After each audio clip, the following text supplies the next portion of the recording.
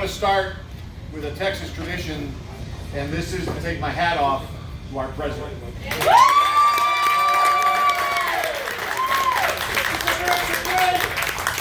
Listen, Anthony's coming around to hand out my business card, and I actually have it here on my jacket.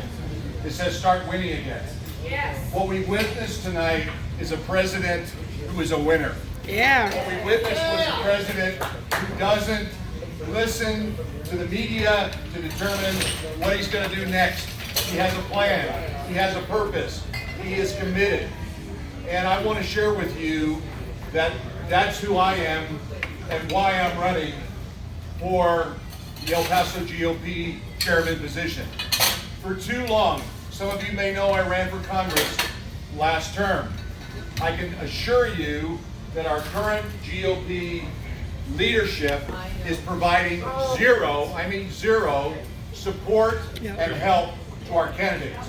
And our candidates continue year after year after year to lose.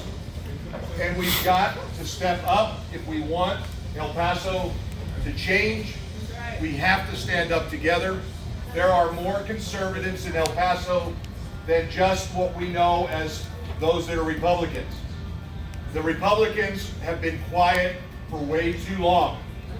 I'm here tonight to instill in you and to encourage you and hopefully to motivate you to understand this is the time. The further the Democrats go to the left, the better the opportunity we have to make a difference. People do not want socialism here in El Paso. People do not want the leftist agenda. They do not want illegal aliens flooding our borders. They do not want the types of things that we hear from the Democrat candidates. So this is our time. Why am I running for the GOP chair? Because this is honestly the truth. When I was running for Congress, I challenged Adolfo Tejas. I challenged his leadership. I sent an email out to all the precinct chairs, challenging his leadership. And he told me this. He says, if you don't like my leadership, run against me. Yeah, there you So go. that's what I'm doing. I'm tired, and I'm sick and tired of hearing people come up to me every day complaining about how their voice is squelched, their enthusiasm is drained, their ability to make a difference is drawn away from them because they don't get the opportunity to utilize their gifts and talents. And it's time to get rid of the people who want to control El Paso and bring people together like us who want to build El Paso for the future. That's all I have to say tonight. Take one of my business cards. And I have the privilege now, one of the greatest, I believe, opportunities as a leader is to have someone follow in your steps. And I met a man a few years ago that I didn't know before. But as I began to work with him, as I began to see him grow and develop, and his passion overwhelmed me. His enthusiasm, his talent was incredible. And so tonight, it's my pleasure and my honor to introduce Anthony Aguero, our next congressman.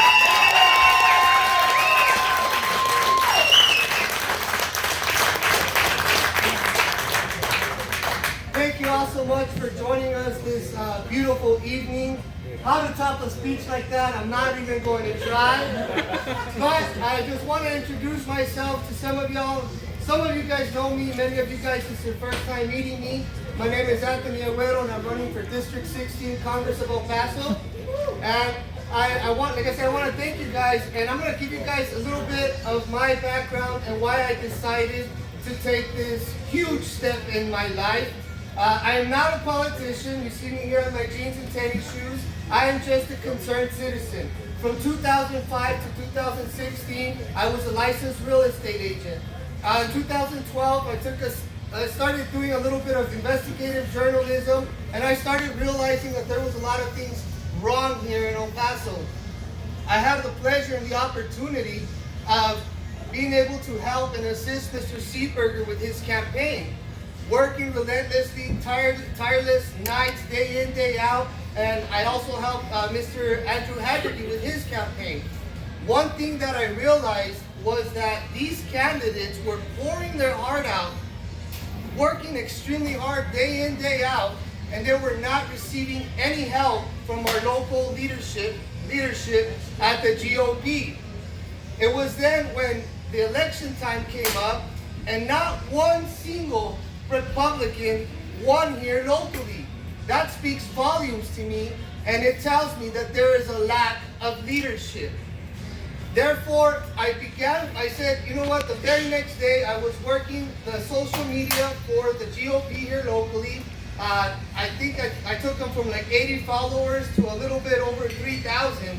And the very next day after these horrendous loss here in El Paso, I said, we gotta dust ourselves off and we need to come together. We can't waste any time. We're not gonna take the day off. Go red! I made a unity post on the GOP platform on their Facebook, encouraging everybody in the community to come on board, to come to the GOP, because remember, it's not their GOP, it's your GOP. And upon me creating this post, it got lots of hits, people were sharing and commenting on there. I received a phone call from the GOP, from Bobby. Anthony, you gotta take down that post. No. I said, why? He said, no, you gotta take it off. That's not the message we're trying to put out there right now. I said, this is a unity message. Long story short, I declined taking it off. The very following day, I was already taken off as an admin on the GOP Facebook page. I realized something was very, very wrong then. So I took it upon myself. I went to Austin, Texas, where they have the SREC meetings. Blindly, not knowing anybody, I knew something in my heart was wrong here locally and somebody had to do something. I went out to Austin and I started asking for help, like a little lost puppy. Finally, I was introduced to the vice chairwoman by the name of Alma Jackson. Upon me explaining to Alma Jackson all of the issues that we were having here locally, she introduced me to our chairman of the Republican Party of Texas, James Dickey. He was really brief with me and he said, what's going on? He was walking. I said, no, sir, I need you to have a seat right here and I need to talk to you.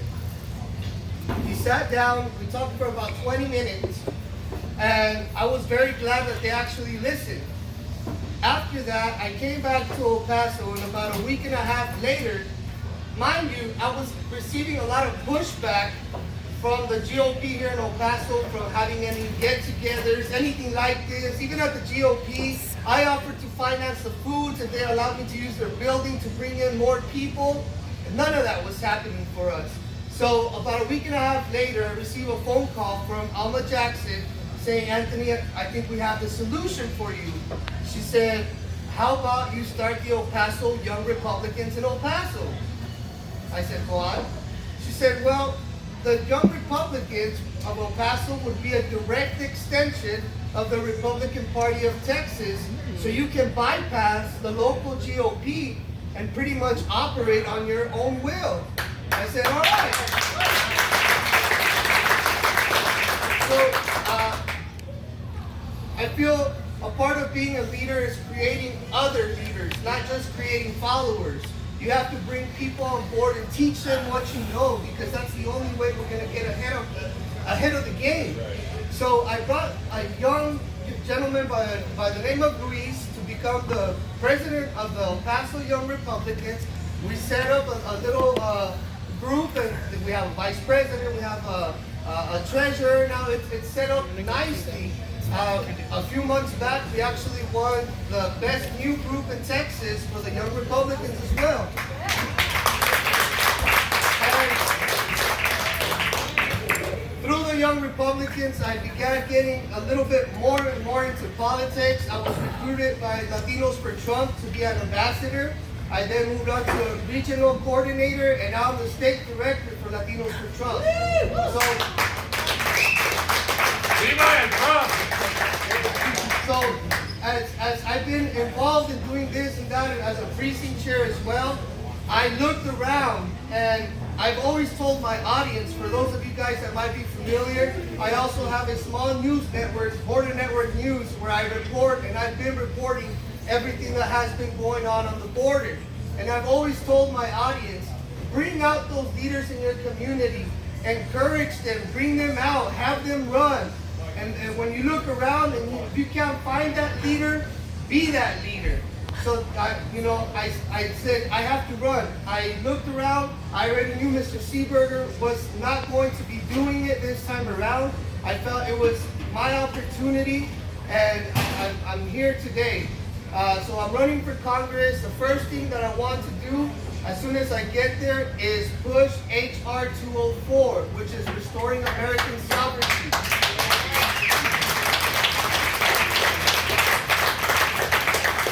H.R. 204 is basically getting the United States out of the United Nations, period.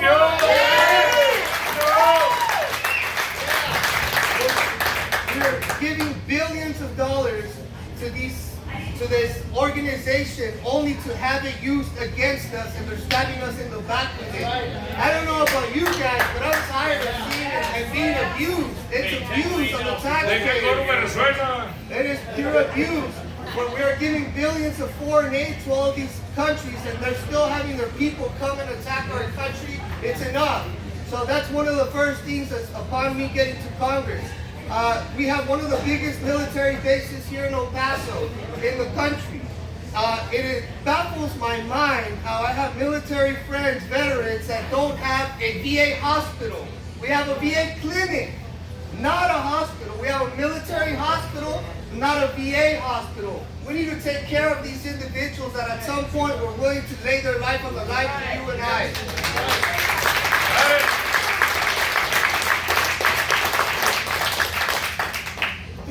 Throughout my investigative reporting, I have been very active on the border from Brown, Texas, all the way to San Diego, Tijuana, California.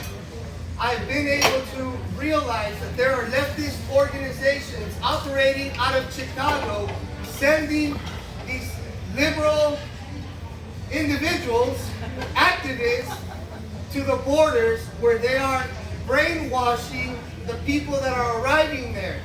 A few weeks ago, the same individuals that I've already confronted in Tijuana, in Juarez, in Laredo, these individuals were walking amongst the caravan down in Suchate and in Guatemala, making their way, we've identified them already, making their way up, guiding these individuals in these large caravans. I feel we need to prosecute these individuals. They need to be held accountable because they are incentivizing all of this, and it's not fair for any of us. So that is a little bit on me. I appreciate you guys coming out. Thank you guys. God bless you all. God bless America.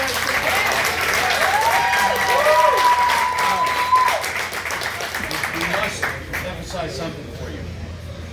The election that's coming up. Early voting starts February 18th. It goes through the 28th. We need to get voters out. The primary election is March 3rd. Now, the election for the chairman of the GOP party here in El Paso is on March 3rd. March 4th, we're going to have, hopefully, a new chairman. That means we have from March 4th until November 3rd to get individuals who go through the primary elected. So I need your vote no later than March 3rd. It's a long ballot. Encourage people to work through the ballot. It's very long. I would admit that. I didn't create it. It just happens to be, whether you know it or not, we have 7 people running for Republican president on the El Paso ballot. So it's very important. And of course for Anthony now, you know, having worked with Anthony, you know, I would encourage any of the candidates that are running for Congress to work as hard as they can through the primary, because no matter who winds up being our candidate, I guarantee you I will tirelessly work to help that individual and the other candidates that we have get elected in November. So, thank you all. Judge here, can we have some of your Yeah, that's art more and back there. everything so that we can work the northeast for Sure, you? absolutely. For both of you. All right, absolutely. And if you guys want to ask them some questions right now, ask, but please let them know which one you're directing it to. I thought we want to get a picture. No? Let's take some questions first. Okay. All right. Any questions? Shall we pass the hat now? Okay. Yes, yeah. I know that you're running for the president of the GOP, but what are your plans to try and spread the conservative message throughout El Paso? Because I know, as a conservative and Hispanic and Catholic and stuff, there's a lot of that here in El Paso, and yet they still vote Democrat. I think the message has been hindered somehow. It's like you can't tell them the Democrats are wrong. I think we have to somehow, express why we're right, and then Yeah. how do you plan on doing that? In August of last year, I purchased a 36-year-old direct mail company here in El Paso. This company has been actively involved in political mailings for 36 years. The owner of the company passed away, and we have now, without a doubt, I've had 2 individuals working full-time on it since August 2nd, building the most sophisticated list of voters that exist in El Paso. I guarantee you. I can tell you how many people voted, who voted in every precinct, in every election, going all the way back to 2004. Now, the way we're going to get our message out to conservatives is not going to be through the media. We're not going to, we have to forget about the media, okay? And we've got to get the message. See, what President Trump has done is brilliant. Everybody before him worked through the media to get their message out, or worked through the Congress to get his message out. He said, heck no, I'm not doing that, I'm gonna tweet. Now, some people don't like what he tweets. It doesn't really matter whether you like it or you don't. The point is, every single day, he talks to his constituents. Yeah. Some days we like it, some days we don't like it, That's but we what I know say. exactly where he stands at all times. Exactly. That's what we can do with the direct mail. The Democrats have been utilizing direct mail, I can assure you, for years. Yesterday, we sent out a mailing, 66,000 pieces for a Democrat judge, okay, who's running uncontested. Why? Because we don't have a leadership that'll go out and recruit candidates, okay? Now, I'm in business and we need to make sure that we keep going. So whether it's a Democrat or Republican, the key is for us as Republicans, as conservatives, we have to create a message. We have to get that message out. And the best way to do it is right through the door, right through the window, right through the mail, directly to a person's home. Because that's unfiltered. We don't have anybody telling them, don't look at that, don't look at this, don't shoot whatever. And you know all that happens in families, right? So that's the primary way that we're going to get started. And then I will bring conservatives together immediately to start having strategic sessions together to get your voice included in a plan. Because each one of you have a sphere of influence of people that you reach. We've just got to make sure we've got a message that you can communicate to your family, your relatives, friends at work and so forth, neighbors, that is not a message that sounds like, right now the leftists sound like they're crazy. They are. I understand. I have a point where I say sound like. We have to be careful that we don't sound like we're crazy. Because if we sound like we're crazy, those people's ears are going to just shut. So we've got to have a message that helps them understand, listen, they're pro-family, they're pro-life, they're pro, increased wages. They're pro for all these things that we are. But they hear Republican and it's like, satanic cross, okay? So we've got to become inclusive. We've got to be able to communicate without people thinking that we're on the other side of being crazy, okay? So I've got a question. All right, for me or for you. Oh, for me. Okay, in this upcoming primary, anybody can vote, any Democrat or Republican. Yes. Yes, but you have to select it when you go in to the primary, no, you to can't. the voting station. You have to determine whether you're going to vote Republican or Democrat. Just as an idea, I think the message should be given out that is available to the people that is traditionally voting Democrat. You know, that they can vote for either one of the parties, and that we have some very good candidates. They don't Yeah. ask that when you go in. They ask if you're Republican or Democrat, Democrat, yeah. to the judge, Right. and then they'll make you go to that Right. side. They won't- Well, you know, these, And we need you people These to are all talk to everybody manipulations you that they know do. and let them know ahead of time. Okay, that's where all of you can help out. we're planning 3 mailers starting on February 14th, the 14th, the 21st, and the 28th to get the message directly. Now we're only going to Republicans because at this point